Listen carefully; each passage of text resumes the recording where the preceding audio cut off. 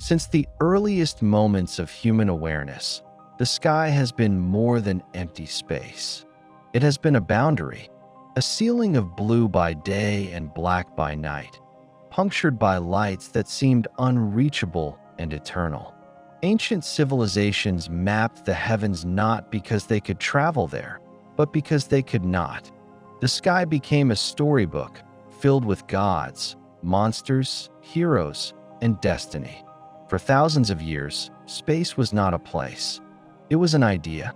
Even as science replaced mythology, the heavens remained distant. Telescopes revealed moons, planets, and galaxies, yet reinforced the same truth. These worlds were far beyond human reach. The laws of gravity held firm. Earth was home, and space was elsewhere. That certainty did not begin to crack until the 20th century, when rockets, once weapons of war, became vehicles of exploration. The space age transformed imagination into engineering. Humans left the ground. Satellites orbited Earth. Astronauts walked on the moon. Yet even then, space remained exclusive. Access to space was controlled by governments, defined by geopolitics, and driven by national prestige. Astronauts were trained for years. Missions were rare. Costs were enormous. For ordinary people, space remained something to watch, not experience. But in the early 21st century, a quiet revolution began to unfold. As technology matured, a new idea emerged, one that would have seemed impossible during the Cold War. What if spaceflight did not belong solely to nations? What if rockets could be reused? What if access to space became commercial? Private companies began to challenge assumptions that had stood unexamined for decades. Among them was Blue Origin, founded with a vision that looked centuries ahead rather than election cycles or political eras. Its founder believed that humanity's future depended on expanding beyond Earth, not as an escape, but as an evolution. A future where industry, research, and eventually life itself could exist off-world, preserving Earth while allowing civilization to grow. But such a future could not begin with massive space stations or distant colonies. It had to begin somewhere smaller, somewhere simpler, somewhere achievable. That beginning would be New Shepard. New Shepard was never intended to be a grand, interplanetary vehicle. It was designed to answer a more fundamental question. Can spaceflight become routine? To achieve that, Blue Origin focused on three priorities: safety, reusability, and simplicity. New Shepard would carry humans briefly above Earth's atmosphere, allow them to experience space itself, and then return them gently to the ground. The rocket was named after Alan Shepard, the first American to travel into space, a symbolic connection between the dawn of human spaceflight and its commercial future. Unlike orbital spacecraft, New Shepard would not circle the Earth. Instead, it would fly suborbital trajectories, up and back down, crossing the threshold of space without remaining there. This was not a limitation. It was a deliberate design choice. To understand New Shepard's mission, it is essential to understand the difference between space and orbit. Reaching space requires altitude. Reaching orbit requires speed. New Shepard achieves the first, not the second.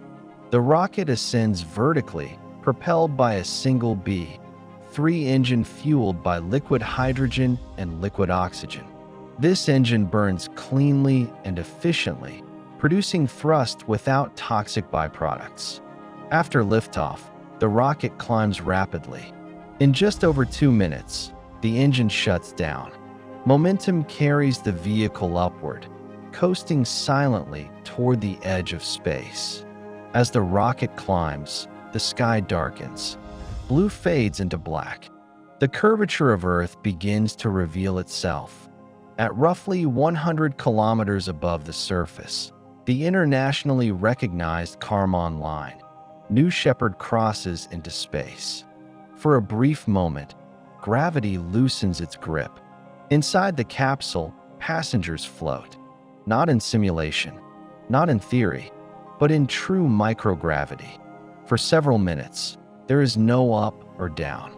Bodies drift effortlessly. Movements are slow and deliberate. Orientation becomes meaningless. Outside the windows, Earth fills the view, a brilliant sphere wrapped in a fragile, glowing atmosphere. The thinness of that atmosphere is striking. From this height, it no longer feels vast. It feels vulnerable. Many astronauts have described this moment as transformative. They speak of a cognitive shift, a sudden awareness of Earth as a single, interconnected system. Borders disappear. Conflicts seem small. The planet feels precious. This phenomenon is known as the overview effect. New Shepard offers civilians a brief but authentic encounter with that perspective. After reaching apogee, gravity reasserts itself. The capsule begins its descent, while the booster separates and performs one of New Shepard's most remarkable feats, a controlled, autonomous landing. Using onboard computers, sensors, and guidance systems, the booster flips itself upright, reignites its engine, and descends back toward the desert floor. In its final moments, it slows dramatically, touching down gently on a landing pad with precision measured in meters. Meanwhile, the capsule deploys parachutes and descends slowly, cushioned by airbags upon landing.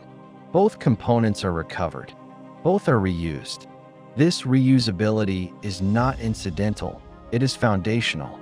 For most of spaceflight history, rockets were disposable. They were used once, then discarded into the ocean or left drifting in space. This approach made spaceflight extraordinarily expensive and limited its frequency. New Shepard challenges that paradigm. By flying the same booster again and again, Blue Origin demonstrates that spaceflight can be repeatable, closer to aviation than artillery. Each flight gathers data. Each landing refines precision. Each reuse builds confidence. This philosophy extends beyond New Shepard. It is a stepping stone toward larger, more powerful systems capable of reaching orbit and beyond. Perhaps the most profound shift introduced by New Shepard is not technical, but cultural. The people who fly aboard it are not career astronauts. They include scientists, teachers, entrepreneurs, artists, and individuals chosen for symbolic or humanitarian reasons. Some are elderly. Some have never experienced anything like spaceflight. Their presence redefines who space is for. No longer reserved solely for those selected by national agencies, space becomes something individuals can aspire to experience directly. This does not mean spaceflight is accessible to everyone, not yet, but it marks a turning point in how access is imagined. New Shepard has its critics. Some argue that suborbital tourism is a novelty, a short thrill for the wealthy rather than meaningful exploration. Others question its environmental impact or its contribution to science. These criticisms are not without merit. New Shepard does not conduct long-duration research. It does not deploy satellites. It does not remain in space. But history suggests that frontiers rarely open all at once. They begin with short journeys, with demonstrations, with proof that travel is possible. Commercial aviation did not begin with transcontinental networks. It began with short hops, experimental aircraft, and passengers willing to trust new machines. So, can New Shepard reach orbital heights? In physical terms, no. It lacks the horizontal velocity required for orbit. It is not designed for sustained spaceflight, but in another sense, a cultural and technological one, it already has. By normalizing spaceflight, refining reusable systems, and allowing ordinary people to glimpse Earth from above, New Shepard raises expectations. It makes orbit feel closer. more achievable, less abstract, and that may be its most important contribution.